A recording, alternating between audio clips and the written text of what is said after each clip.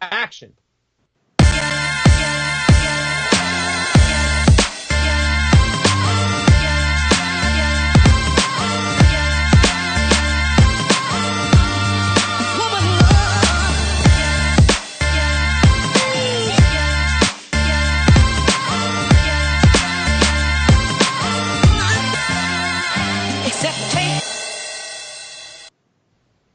Oh, I thought you were running the show. I'm in the big chair? I'm in the big chair. Yeah, you're in the big chair today. Oh, gentlemen. What is happening? How y'all feel? We are good. Three black guys on the mic. We're here. Oh, okay. I was going to say. This is the part where you say, welcome to Three Black Guys with the Mic. You know, Spud, you gave him the job. I don't know if I've had enough examples of that, Spud. Why don't you wait a minute? I got a lotion. Wait. Are we up? I got a lotion. So Lamont is in need of the lotion. So before we even get all the way in, Spud, what's happening, my man? You've been around the world. Welcome back to America. Tell us about your journey. Let me ask you a question. You ever been to a Jamaican strip club? Are you saying you have? I'm not confirming nor denying. I'm just asking, have you ever been to a Jamaican strip club? You know what? I think we have been back in the day when they used to do the, what was Renee McClain's thing? The Mixed Show Power Summit? I thought that was Puerto Rico. No, maybe, that was Puerto Rico. I'm sorry. That wasn't just. No, but I think we went one time, we went to Jamaica because I remember we stayed in Rosemont. The question is, have you been to a Jamaican strip club? I want to say yes. Yes. But why don't you tell us about your experience at the Jamaican strip club? I cannot say if I've had an experience at a Jamaican strip club or not. I tried. I'm just asking. I tried. Have you been to a Jamaican strip club where they do live porn in the strip club? They do. My. Do tell us, Spud. Let's talk about it. I just asked if you've ever been there. So are you saying? All right, let me ask you this: Is there a tape at a Jamaican strip club with live porn with you in the background with a Heineken talking about, "Hey, I got this bottle"? I heard that in Jamaican strip clubs they do sexual acts on stage. Well, that's actually not an unusual thing around the world. Because if I'm not mistaken, you ain't been to no Magic City in Atlanta. You ain't been King of Diamonds in Miami. You ain't been to any place, and they were actually having sexual relations on the actual stage, giving out brain, anal, all that stuff. You ain't seen that. No. What I'm saying is, outside of the U.S., live sex shows are something that are common. In what country? Other than Jamaica. I feel like it may have been Lamont, France or something. Grab your passport, Lamont. Grab your passport. Come back. We'll wait. Oh, no, I'm good. I'm always. No. I mean, I think it was France, maybe Germany. I remember hearing about that. Really? Oh, you heard about these things? Okay. Yeah. No, I've never seen it. I'll be scared. I'm not gonna lie to you. I can't do that. I'm not. You don't want to see it. You just want to see it on the screen. I didn't say that either. I didn't say that either. So you don't want to see it? No, I'm good. Trying to delete my history right now. Give me 1 second.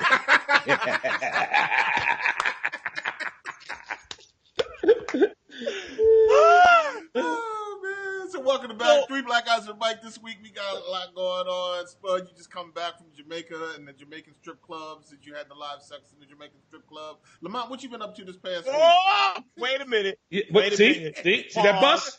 See that bus? That bus? My wife and I have not been to a Jamaican strip club. I was in Jamaica with my wife. I'm not confirming nor denying if we went. Well, it's easy or to deny. Yeah, we're denying that one on this trip. Okay. At any rate. Amsterdam, Spud. Oh, Amsterdam. I haven't been to Amsterdam. Right. You know, when you get your weed and your live sex show. The Moulin Rouge, remember that? Yeah, that's Amsterdam. Yeah, but that's not Moulin Rouge was in France. I don't know. I'm just telling you what. No, that's in Amsterdam, my friend. Okay. Well, there's a club called the Moulin Rouge, so I didn't have any signal, as we're talking about, Jamaican strip clubs and porn on stage and so forth and so on. I didn't have any signal or anything of that nature. So I did not see So you did not live stream. and I didn't see the Kanye West, Jimmy Kimmel conversation, but I heard it was something about porn. Yes. And what happened? Because I missed that. I mean, well, first of all, this is just another example of why we shouldn't let Kanye be on TV or radio, or we should just kind of, I don't know, put him in a box and, seal it up. But he talked about the different categories of what he'd like to watch on Pornhub.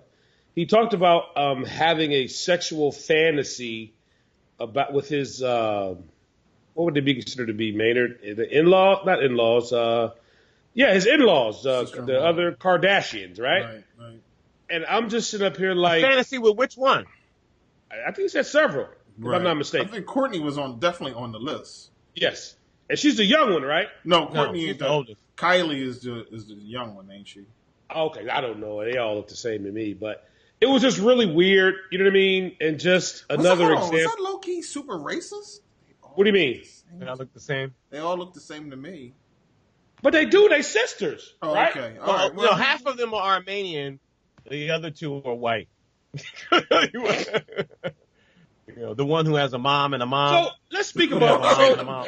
So is Armenian not white? I think Armenian is white. I think it all is white. Armenian is white. Okay, my bad. I'm sorry. No, because technically, what is I thought black? that was Middle Eastern. Is that Middle Eastern? No. So Middle Eastern people are white. I think Armenia is in Europe. So you have to be from Europe to be white. No, I didn't say that. So what is white? Is Jewish white? No. It's Canadian white. Yes, Canadian white? Not necessarily. You mean they're black Canadians, right? I'm just saying when we say white people, what category is white? You know what? This is a good question. I don't know. Okay, let's get back to the porn. So what category is this? What category is this? Third podcast we've either talked about booties or porn. Wait a minute. Okay. Right? Yeah. So we gotta table this after Kanye. It just was weird, bro. It was just an example of, I don't even know why he was on there, because he was promoting the album that came out weeks ago, but I don't even, that platform is normally used when you're there to promote something. And Kanye was just there to, I feel like, entertain, you know what I'm saying? Like, to show that he's still a little bit off his rocker. And the whole porn thing and the having fantasies with your in-laws and all of the other crazy stuff that he was talking about, it was nuts. It was bad. It was a train wreck. What's wrong with this dude, man? Well, thank God that my wife is the only child, so I don't have that issue of fantasizing about, siblings. I don't have that issue. Yeah, it was bad. So we're done with booties and porn and subcategories because Jimmy was really inquiring the categories that Kanye likes to, to look at. But take it one step further. Is this Kanye West thing a Trump move in the sense of this is how I get publicity, continuously, right? Because, it sounds to me as if if he's not there to promote something, especially something that came off. And you know what? Maybe, Jimmy Kimmel was trying to get him on while, the album was coming out. He just didn't want to do it or whatever the case may be. But this sounds like Trump style tactics, right? I'm gonna say things that are so crazy that my base is going to respect me for it. They're gonna love me for it. They're gonna continue to support me for it. Or is it just he's just still on meds? Well, I think you're absolutely correct because while Kanye was on there talking about porn, Melania, who to me is 2018's best dresser of the year, she gets that award from me. Her mom and daddy was, going through the side door getting their immigration papers, right? The whole chain migration thing. Chain migration. That Donald said, nah, we don't want to do that. But, mom and daddy-in-law just got, and again, they got through the side door. They had the private security, the whole shebang. The lawyer came out saying, we don't want to talk about this. You know what I'm saying? So, Spudd, I think you're correct where he's saying, look at Kanye, be a clown, and then, we're going to do what we do over here. Maybe I think you're probably right. But I think that, speaking about that for a second, I think that the Donald Trump pivot for Donald Trump was Space Force, because they are all about Space Force. They're all about Space Force, and it's a distraction from everything else. Space Force. It's just what? So break that down, man. So what is Space Force exactly? I really don't know, but apparently there are people in outer space. Let's go back to something I said a couple shows back.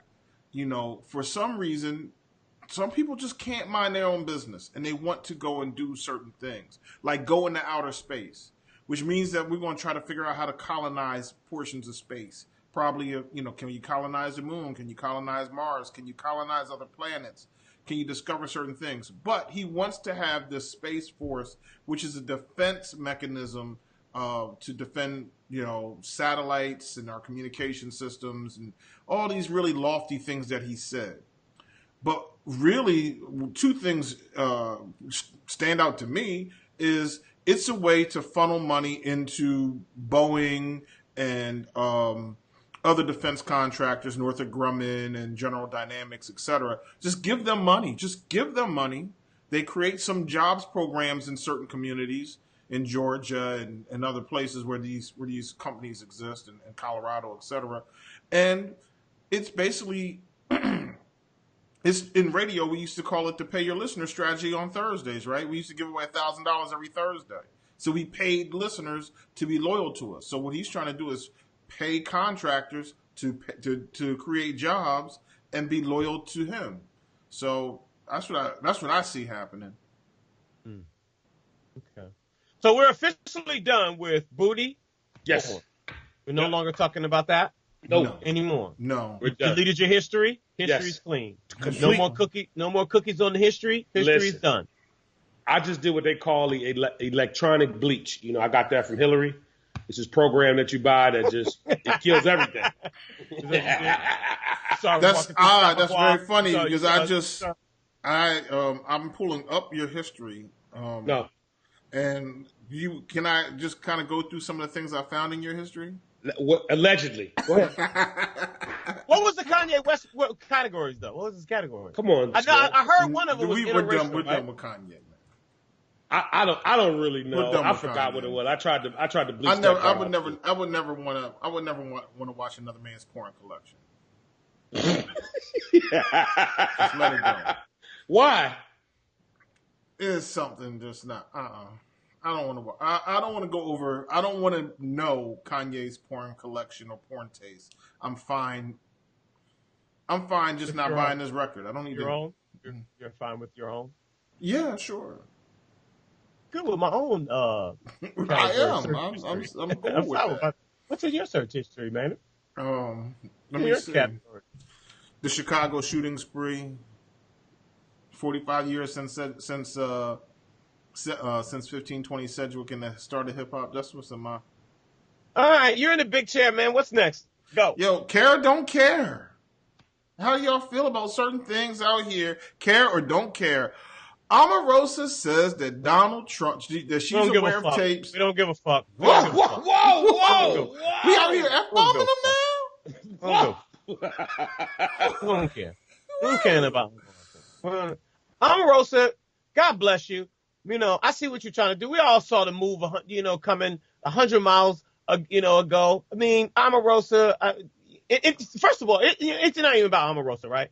If you buy this book, you're either trying to find information because you're a blogger, or either you are a radio personality and you're just trying to third party the information. If you're reading this book for information, shame on you. You're a Trump supporter. You're Trump, just up his. You're one of those people. You're in the base, which is stupid as hell. We don't give a damn about Omarosa. God bless you. No one wants to. We don't want to buy your book. We don't give a fuck. We already know that Donald Trump uses the N-word. The man swallows his speech. He swallows his nose. We already know he uses the N-word. We don't care. This is the crazy part. We have gotten in this world to believe for some reason that first of all, I'll just say it like this. We decided a couple years, 10, maybe 15 years ago, we're not going to say nigger anymore. We're going to call it the N-word. And by calling it the N-word, it's become the definitive stamp of what makes someone racist. So not that Donald Trump said that Central Park 5 is guilty, that he didn't rent to blacks back in the 70s, that Barack Obama is not an American, and all these other things. Like, yeah, all that stuff may be true, but I'm just not sure that he's really a racist, because I never heard him say the N-word. We have to stop acting like using the word nigger makes you a racist. There are 55,000 other pieces of evidence that shows us that this man is a racist. But we sit around and act like, well, I would love to call him a racist, but he never said the N-word. No, racism isn't necessarily what you say. It's not one word. It's all the attitude and behavior he brings to the table. And that's one. Two, Omarosa, you a clout chaser. So just hang it up. Lamont, it's your spot, my dude. You know who I feel like Omarosa reminds me of? Superhead. Whoa. You remember Corinne Stephens? I thought we was done with the form. No, but it's in the book form. Remember, she wrote a book called Confessions of a Video Vixen. Right. So she was just out here snitching. Right? My dude, that is an excellent way to bring that around. I appreciate it. It's very true, and I'm glad because the book that she did not come out with, Lamont was in. Whoa! That was before my time. No, sir. No. I thought you was on that list. I thought you told me a long time ago you was on that list. Not me. I've been married all my life. No, sir. All your life. All my life. No, that's all it is. Because to me, Omarosa, she sounds like a disgruntled either ex-girlfriend or spouse, and it's like she's mad. You know what I'm saying? But the sad part about it is the sad part about it is that she got caught.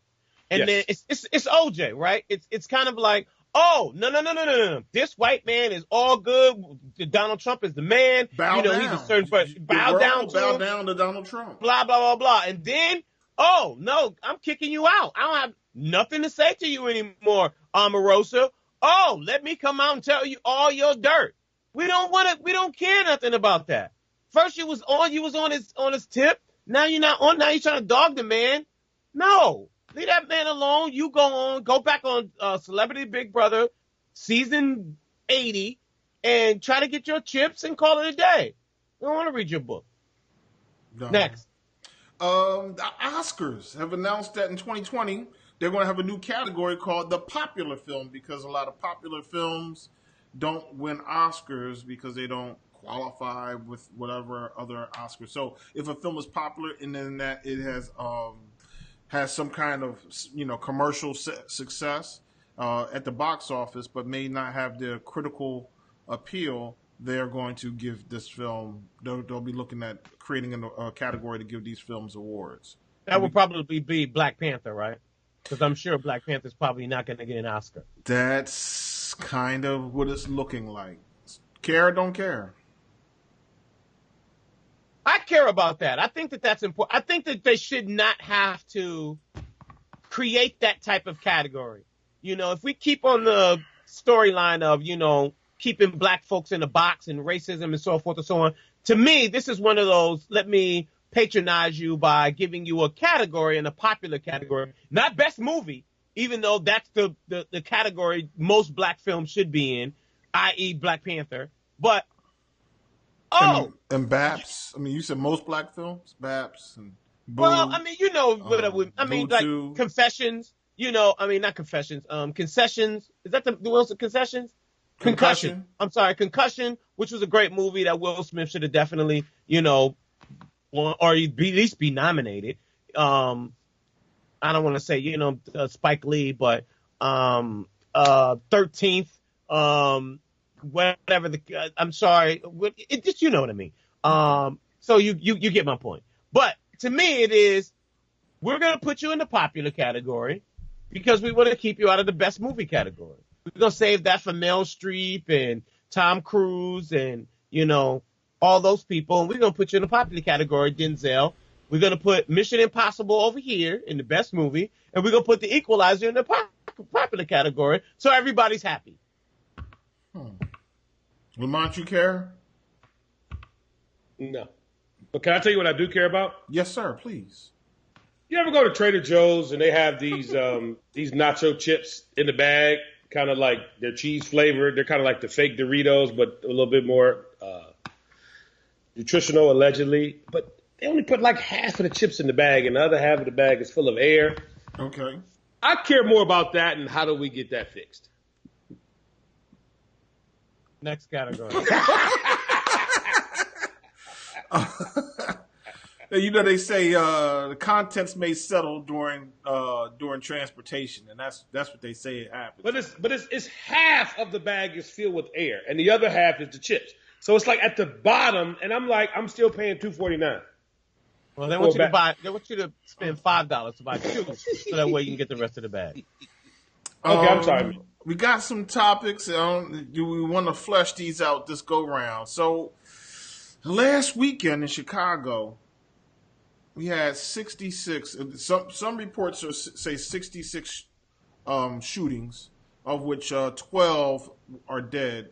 And I sat down and a list of the 66 that I could find and went to a website, heyjackass.com, which does a great job of chronicling just raw data of shootings in Chicago, and looking at the neighborhoods that this occurred in.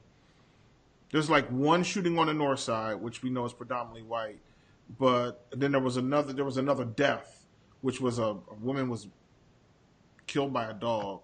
So that was in the number. But the rest of all the killings and shootings, by and large, occurred on the south side, the west side, and the far south side and far west side. A few on the east side, which we know, if people don't know Chicago doesn't have a very vast east side because of the lake. So what's going on, man? We got this violence that seems to continue in Chicago. Lamont? I know, and because this is a very serious conversation, and it's like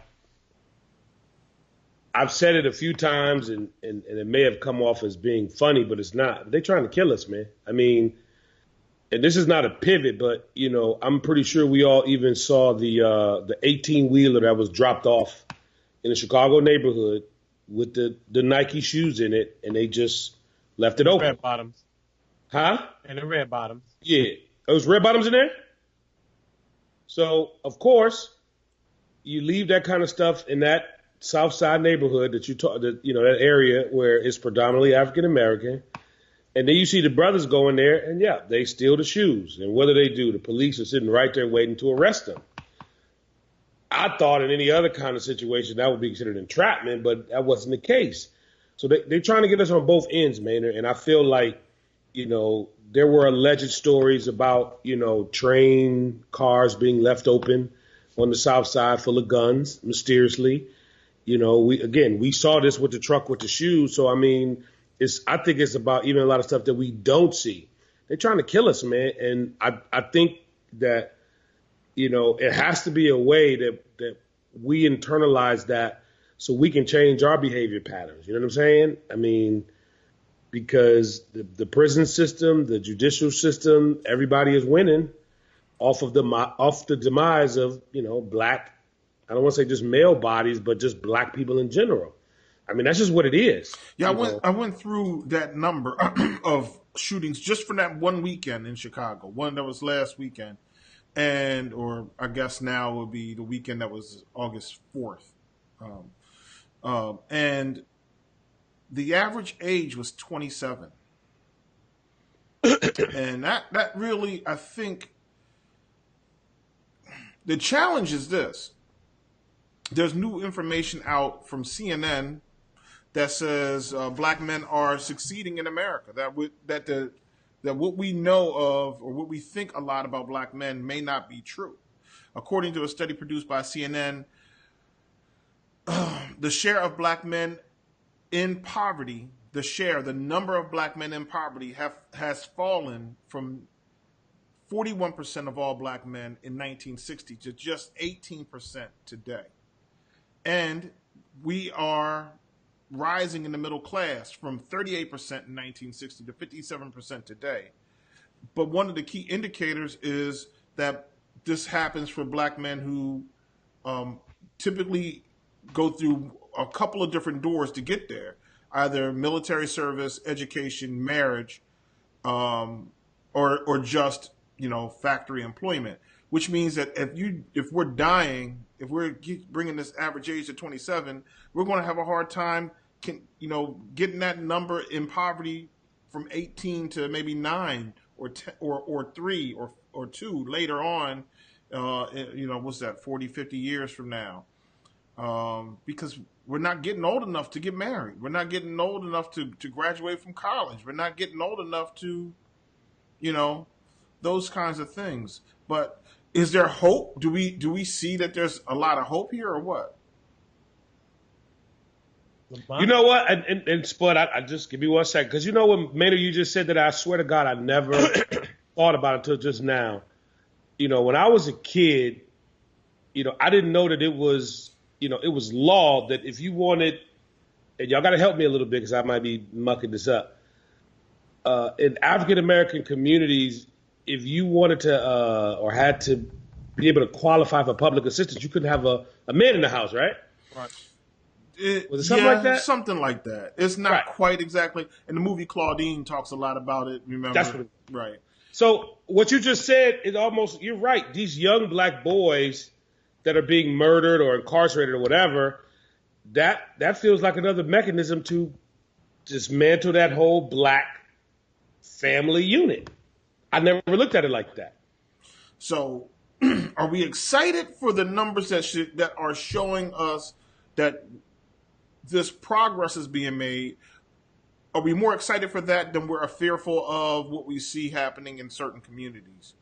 And which one is the truth? Which one is the truer narrative? I think that data's flawed. That's just me. Spud? Still got Jamaican strip clubs on the brain? Could you take your phone in there and record at least, Spud? Let me. He looked like he's in a hostage video or something. He said, Both of you been to Jamaica, correct? Yes. Yes. I've been to Mobay and on the other side to Kingston. I refuse to go back. But go ahead. And to Spanish Town. Why would you not go back? Because there's a whole lot of world that I haven't seen. Oh, okay. When you go to Jamaica, right? And because we had the luxury of being there on their Independence Day, which is August 6th. So when you go to Jamaica, and so Lamont, I guess this is probably a better question for you. I don't know, but you've been to Kingston, which is very rough. Yes. In your interactions with Jamaican people, what has it been? Has it been a good experience or a bad experience? I think it's always. I think it's been good. It's also been good when you go to the Mobay side because it's very touristy. I know I'm always looked at it as $1, but when I was on the Kingston side and Spanish Town and a lot of the, I don't know what do you call it, rural areas of Jamaica that are not as commercialized. It's always been super cool, but I always have been with people that are from there, so I haven't had any bad experiences at all. So when you go there, though, you don't necessarily see you see poverty. Absolutely, the different kind of poverty. That's pretty much all you see is poverty, right? Because most Jamaican people work hard. Most of them are not killing each other. Not that there's not violence in Jamaica, because there is, but most of them are not killing each other. Why is that? I mean, they have the same issues. Do they not have the same issues we have? Job, poverty, money. Hold on. Most Jamaicans are not killing each other.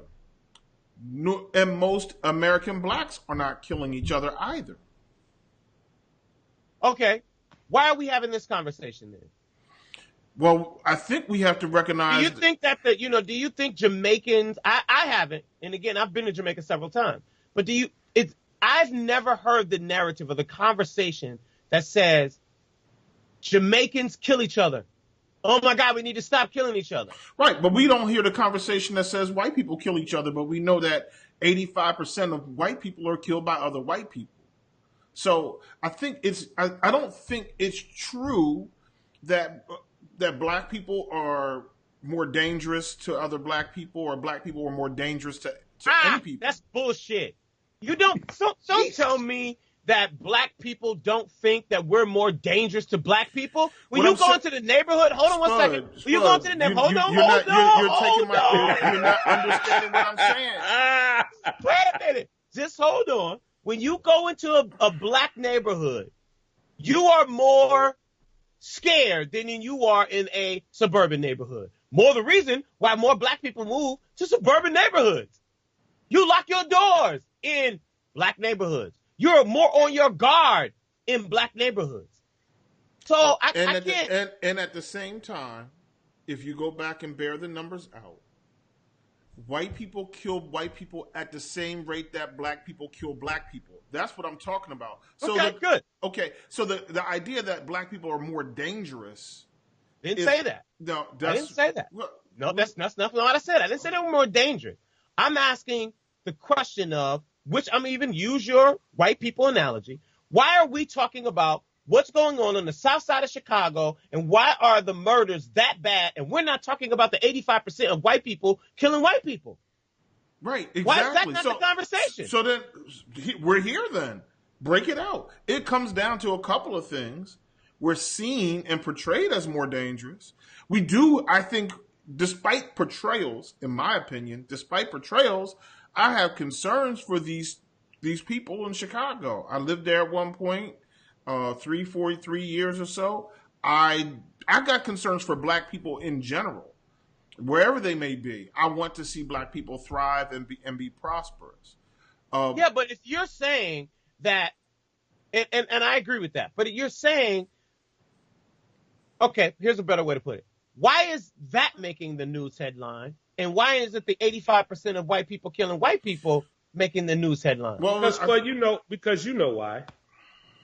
This is very. It's all about. It's not the message, but the messenger. What we've done, and even what Maynard just did, is he gave us statistics that were the source was CNN, right? So what we're saying is that because not that CNN is always right, but it has a certain level of validity, at least for us to have the discussion. We would not have known about Chicago if it wasn't for all of the major news outlets, as you know, we've talked about many times, have a certain bias already. So of course that's going to be highlighted. Now let me try to make sure I clarify some things. The CNN story about black men being successful or succeeding in America has nothing to do with the 66 murders, 66 shooting story. Absolutely. They're two different things. Right. And I think the reason why we are concerned about this particular shooting spree that occurred is like 66 shootings in 72 hours, actually less than 72 hours, I think it was Friday from 6 o'clock in the evening to Monday at 6 o'clock in the morning. I'm not sure if that was the 72-hour period.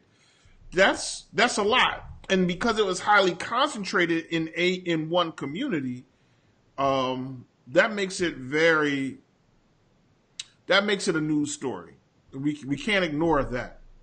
That we have people who are doing this in this place. Now, conversely, or in fact, more similar to what you're trying to say about Jamaica is we're talking about 13 dead or 12 dead in Chicago and 66 people shot in Chicago. At the same time, the black population of Chicago might be 2 million. So we don't have this, man, these people are more dangerous. We're talking about 66 people. We're not talking about 100,000 dead in Chicago or 100,000 shootings in Chicago. What's the year-to-date number? It's trailing way behind last year. I think it's 348 right now. Year-to-date homicides by gun in Chicago, I think, is around 348. And that would be as of, when I say year to date, that would probably be as of like August 7th. This is the last time I looked at that number. So I think this time last year, we know last year and the year before finished in like upper sixes last year and 716, I think, in that would be the year of 2016. So they're pacing basically to do the same amount of number. I think they're trailing. I think they're pacing behind a little bit. But at the end of maybe December, we might be at 5 something. We may be in the 5s, certainly. Okay. All right. Why do you think that this is occurring every single year, right? Why is this happening? And this is where I'm going. I mean, I'm not saying black folks are more dangerous. I'm not comparing black people to Jamaican people. I'm trying to get to the mental mindset of why this is still happening. This is not just Chicago. This is urban areas across the country. I hear the narrative of there's no jobs, it's poverty there, and there's no money. That's the reason why for the murders. This is the narrative that I constantly hear. And that's the reason why I brought up Jamaica, because there's just as much poverty there. There's just as much, lack of jobs there as well. And so I'm trying to get to the mentality of why is it that we are feeding into gun violence on a daily basis, robbing each other, killing each other, so forth and so on. That's what I'm trying to get to.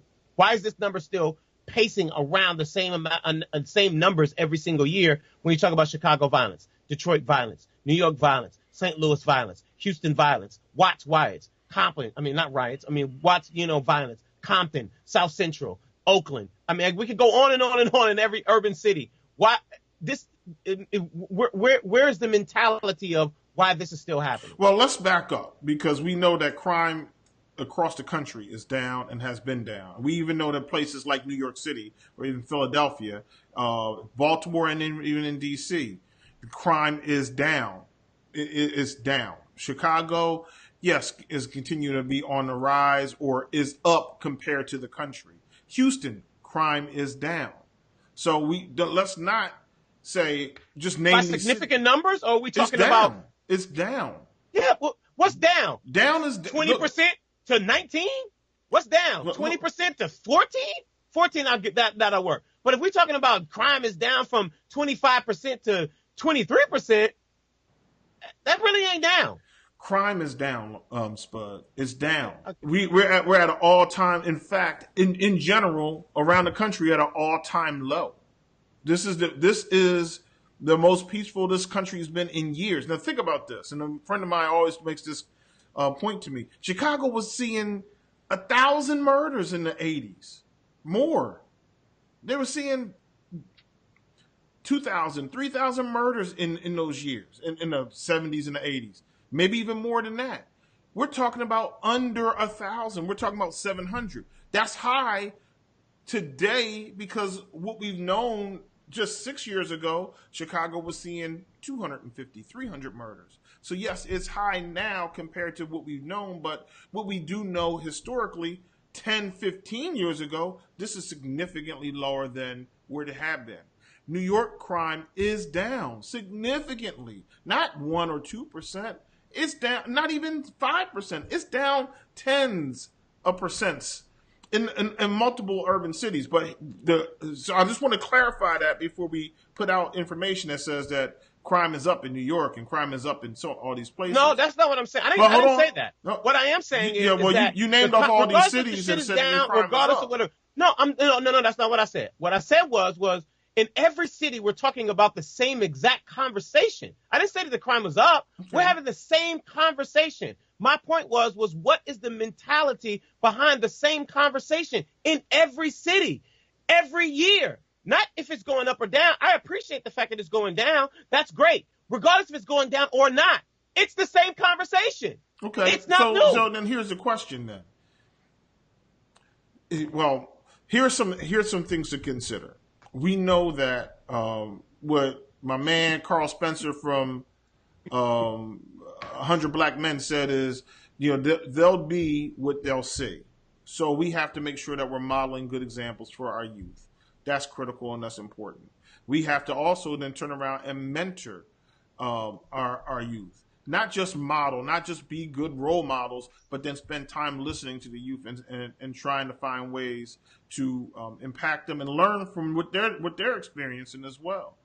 And then the next thing I would say is this: there will be crime in urban America, in white America, in all over America.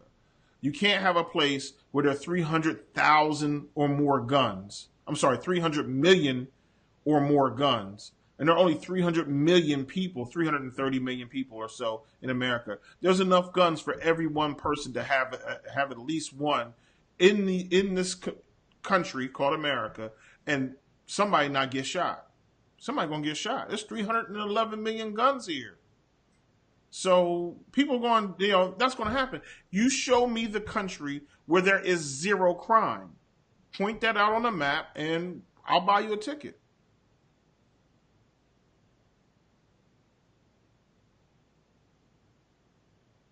Lamont, you got something?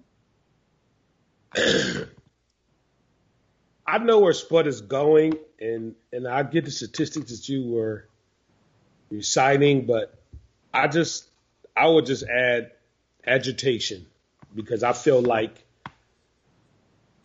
there's a lot of money in crime. There's a lot of money in those murders.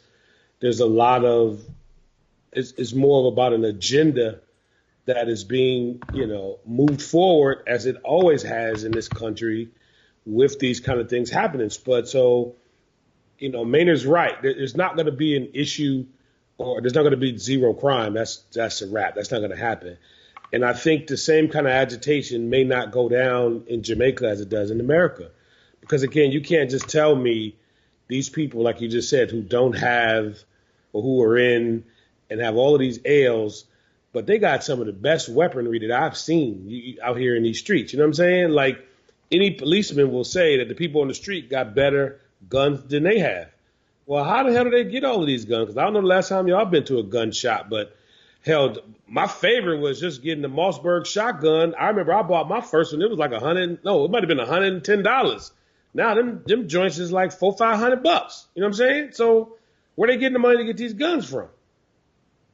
Man, you said it's 300 million guns out here? Are they using those guns on each other? Listen to this though, real quick. U.S. violent crime has fallen between 48 and 74% since 1993. That was according to the U.S. Bureau of Justice, or Justice, whatever that is, Bureau of Justice Statistics. From 1993 to 2016, the Bureau of Justice Statistics says it's down 66%. We believe that crime is up because we want to look at one example or the example of Chicago and say, man, this is a dangerous world out there. Or we want to watch Power and think that that's what's going on. I'm rewatching old episodes of The Wire, and I love it. But, remember when you were a kid on Saturday and you would watch Kung Fu Theater all Saturday morning? What did you do when you walked outside and saw your other friends? You didn't want to wrestle. You want to karate chop everybody. I watched Yo MTV Raps. I didn't watch Kung Fu. What did you say? Y'all didn't watch Kung Fu Theater? I mean, I did. I just did not watch it. I watched Yo MTV Raps. Yeah, I didn't watch that at all. And you know what? I really would. Only black person. Cereal, Fruit Loops, or yes. Captain Crunch, or whatever your favorite cereal was, whatever you had. Yes. Cartoons, Yo MTV Raps. And since you wanted to bring up Power, Maynard, I know this is not off the subject. I really would appreciate it if you two would give me my props.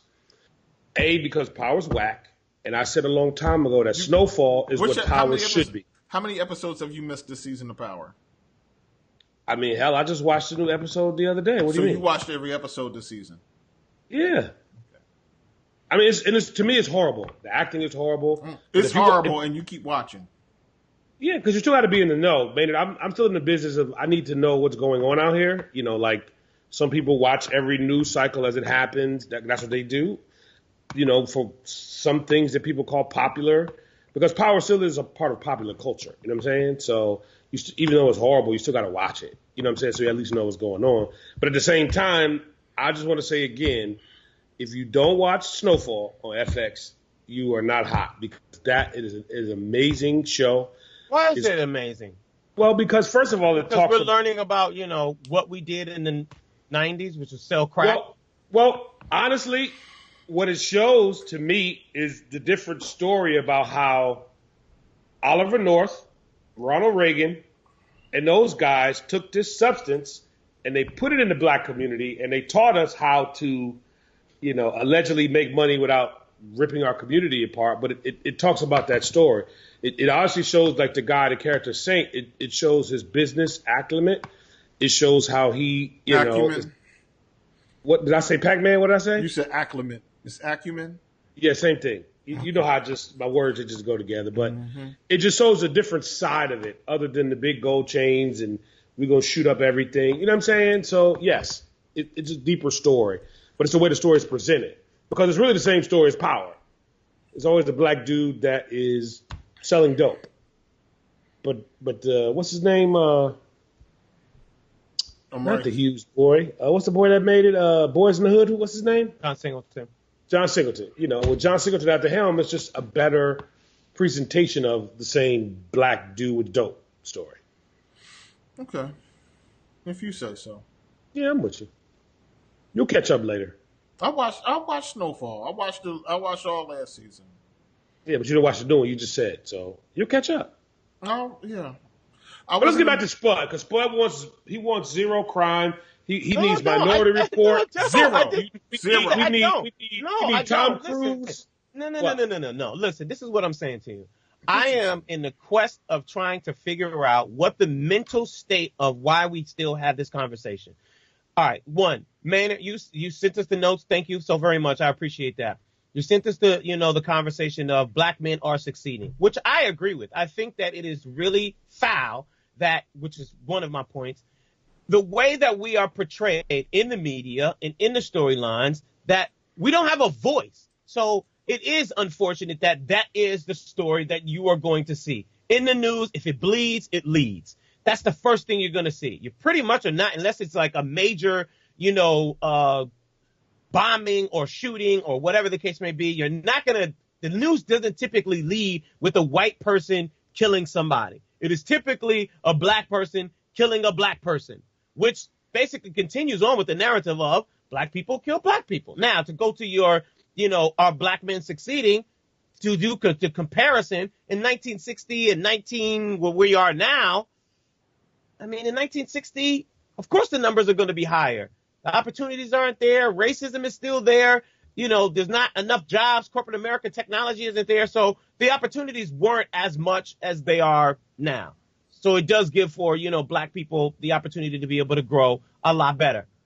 I'm just asking, why are we still having the conversation in my 43 years of living? Black people killing each other, gun violence, black on black crime this is not a new thing.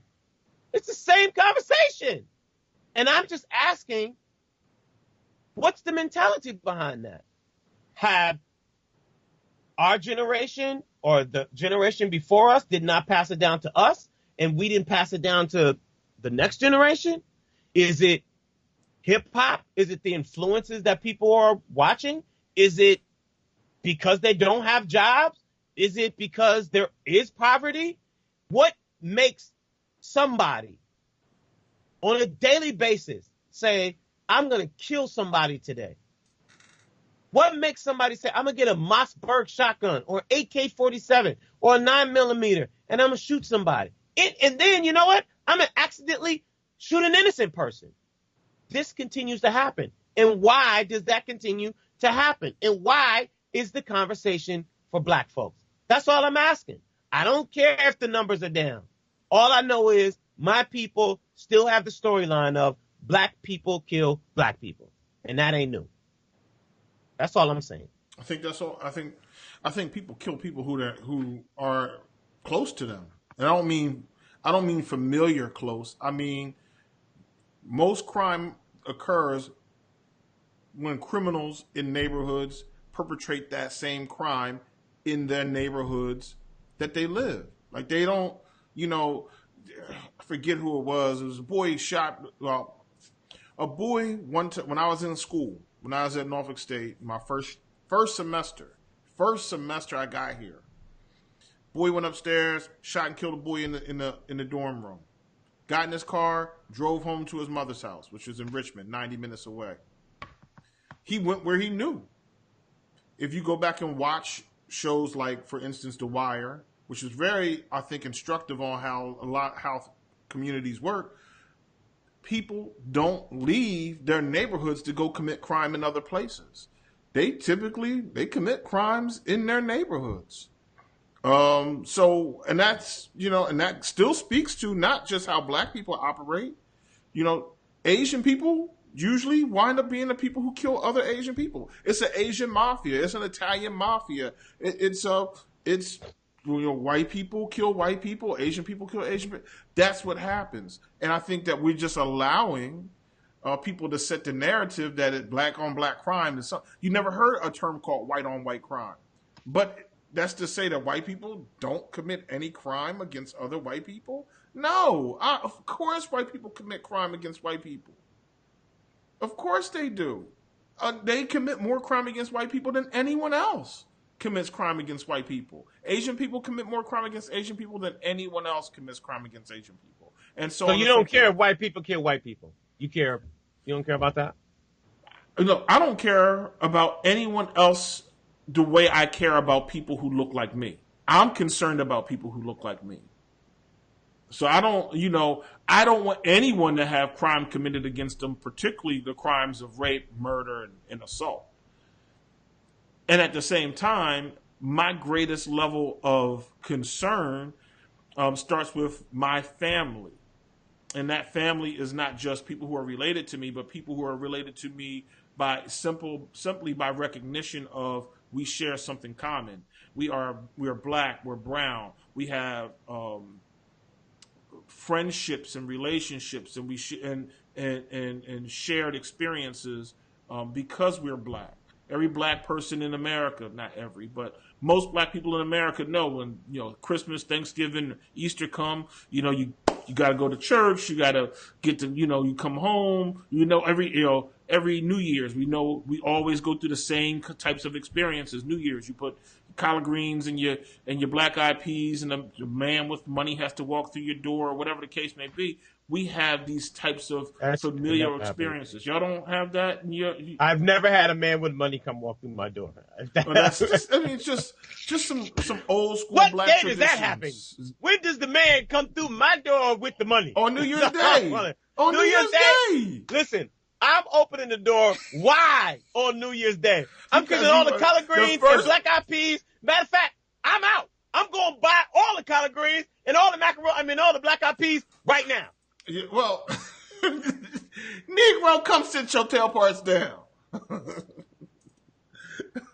But what I'm saying is, let me ask you a question. We are a black community, and we share. How many actual murders are going on in your neighborhood? I don't have a number for actual murders occurring in this neighborhood. Okay. What's the difference between your neighborhood and the 66 shootings that happened in the Chicago neighborhood? Well, we'll start with one thing so let me back up and say I live in a community called Virginia Place, which is part of Park Place in Norfolk. And there's crime for sure. It had been one of the highest crime communities years ago. There's been some gentrification. It's still almost 85-90% black in this community, and there is gang violence in this community. It's not directly on my block, but you mess around and make a mistake and walk 2-3 blocks in the wrong direction, and you will find that gang violence and that crime. Now, so it's the gangs that's the problem. That is a problem. Drugs are a problem as well. Okay. Now, what's the difference between my cousin came and tried to make a pitch for guns that why we shouldn't ban guns. We should just have more guns is what his thing. And he basically took the size of Houston and the size of Chicago and showed that in Chicago there are strict gun laws and more gun violence, and in Houston there are very lax gun laws and fewer episodes of gun violence.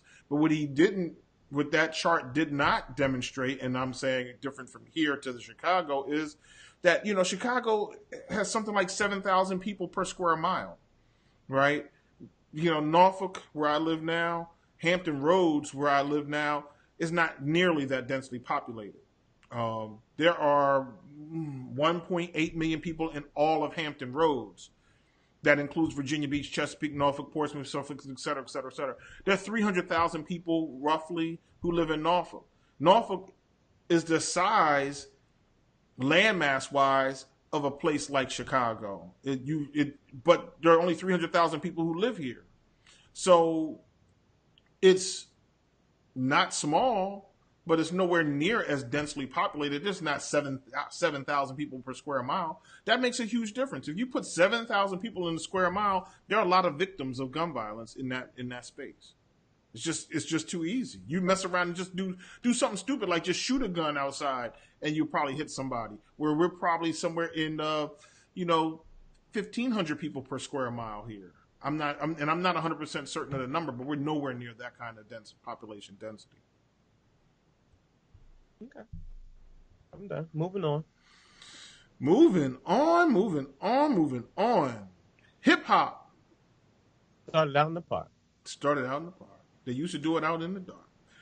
45 years ago, 1520, Sedgwick Avenue. Hip hop got its birth. Lamont, I know this is near and dear to your heart. Don't look like he look like he's checking out on me. Actually, it's not really near and dear, honestly, not like that. You don't care about hip hop? I mean, of course I do, but here's my question. I don't really remember the other birthdays before 45. I don't just remember this being promoted as much. Like, did I miss something? Like, when did hip hop turn 40? Like, hell, when did it turn 25? I don't remember. You know what I'm saying? Mr. Def Jam 25 party? Yeah, but that was for no, actually, I was at that, but that was the 25 for Def Jam, not for hip hop. I'm just saying, like, it does on my Google Calendar, it don't come up as one of my national holidays. So I'm just saying, like, who came up with this? Who hurt, probably. Okay. I mean, we recognize, or I guess the question is, do we or do we not recognize the party at 1520 as kind of the starting place? I mean, if you lived in that place, I mean, if you're from that area and it was a big deal to you, but I told you what one of my biggest issues right now is. No. So? What's your biggest issue? The tortilla chips in the bag at Trader Joe's in the air. You know what I'm saying? We need to get to the bottom of this, bro. What? I mean, is that so my concerns are not valid out here? I'm just saying, first of all, you like to go to the old Shishi La La grocery stores. Trader Joe's is Shishi La La? They don't put Trader Joe's in the hood, do they?